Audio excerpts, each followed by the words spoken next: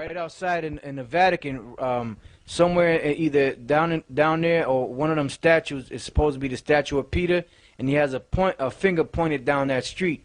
And when you go down to the end of that street, there's a building down there in the shape of a pentagram, a 5-pointed star. That's where they get their power from witchcraft. Yeah, and that's in Vatican City. And then in Washington, you have what? You have a pentagon. All right? And the Pentagon is about what? War. They're strategists for war. If they go fight war, they consult the Joint Chiefs of Staff at the Pentagon. The planet Mars, which is the Greek god of war. All right? Okay, now I'd like the brother to get me number 35. Now you just saw a bird's eye view of Vatican City, right? Now we're going to see a bird's eye view of D.C. And it's the same setup. Okay? The same setup. Yeah, because there's three major powers supposedly on the earth. You have the Vatican City, you have London, and then you have Washington, D.C. Now you see that almost looks like Vatican City. But that's not Vatican City. That's Washington, D.C. You can see on the right of your screen, you can see the obelisk, all right? You can see the rotunda. You can see the Capitol building, which it looks like something out of Rome. All right? That's the same style that the Vatican City, the building is constructed, the same way. Right, like the brother spoke about the three city-states. Vatican City is one, D.C. is another, and the city-state of London is the third. At the city-state of London, that's the financial center. The city-state in Rome, which is Vatican City, that's where their spiritual edicts come from. All right? Then you have the city-state known as D.C. That's where war takes place. That's why anytime there's a war, America's so-called in the forefront. All right? Go ahead. Revelation 16 and 13. And I saw three unclean spirits like frogs. I'm going to tell you to get that anyway. Good. And I saw three unclean spirits like frogs come out of the mouth of the dragon, and out of the mouth of the beast, and out of the mouth of the false prophet. For they are the spirits of devils working miracles, which go forth unto the kings of the earth and of the whole world, to gather them to the battle of that great day of the power almighty. Behold, I come as a thief. Blessed is he that watcheth and keepeth his garment, lest he walk naked and they see his shame. And he gathered them together into a place called in the Hebrew tongue Armageddon. And the seventh angel poured out his vial into the air, and there came a great voice out of the temple of heaven from the throne, saying, It is done. And there were voices and thunders and lightnings, and there was voices and thunders and lightnings, and there was a great earthquake, such as was not since men were upon the earth, so mighty an earthquake and so great. And the great city was divided into three parts, and the cities of the nations fell. The great Babylon came in remembrance before the Most High. Great Babylon is talking about America.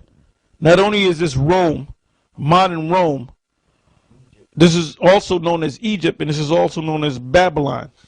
Go ahead. And great Babylon came in remembrance before the Most High, to give unto her the cup of the wine of the fierceness of his wrath. And every island fled away, and the mountains were not found. And there fell upon men a great hail out of heaven, every stone about the weight of a talent, and men blasphemed the Most High. That hail, every stone about the weight of a talent, is talking about the missiles that's going to be dropping on America, and that's what John saw. John the Revelator, the scholars call him, saw. All right, you can see right here, it says this is the seal of District of Columbia, Washington D.C. All right, Now, if you look at the bottom, you see a eagle being fed by a woman that looks like she's wearing a Roman toga, which that goes back to the Queen of Heaven. See, it all ties in, man. All right, you got the rising sun on the left of your screen. All right. Right, because this is Washington D.C. So this ain't nothing but the Roman Empire all over again, man. That's all it is. And this is the last leg of the Roman Empire. And like I said, their symbol, their animalistic symbol, is the eagle. So this right here is Rome all over again. Like I've been saying. You got something? Matter of fact, yeah, I got this here. All right, go ahead. This is First Maccabees 8:4. Then I'll jump down. And that by their policy and patience they had conquered all the place, though it were very far from them, and the kings also that came against them from the uttermost part of the earth, till they had discomfited them and given them a great overthrow, so that the rest did give them tribute every year. Verse 14. Yet for all this none of them wore a crown, or was clothed in purple to be magnified thereby. Moreover, how they had made for themselves a senate house, wherein 320 men sat in council daily, consulting always for the people, to the end they might be. And they're doing that's talking about Rome. It mentioned the word senate house. What do you have over here in America? You have three branches of government. You have the legislative, all right, which we're reading about, the Senate, and the House of Representatives, which is the Congress, all right. You have the executive, which is the so-called president, which is the Caesar, which these presidents that you see now were Caesars back in pagan Rome.